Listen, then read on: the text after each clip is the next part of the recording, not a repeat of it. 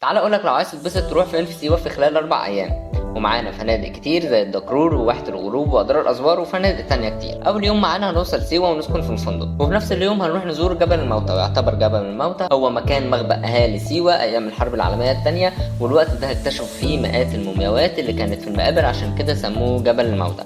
وبعدها هنروح على جزيرة فتناس، واللي يعتبر من أكتر الأماكن الطبيعية الجميلة اللي منظر الغروب عليها حاجة تانية. وبعدها هنروح نتعشى في حفلة سيوية.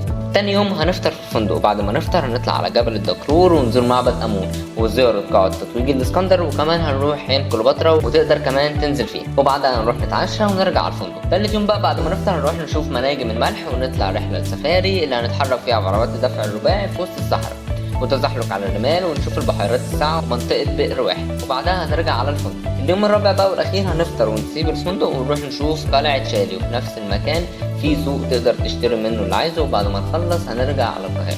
لو عايز تفاصيل أكتر سيب كومنت واحنا نتواصل معاك.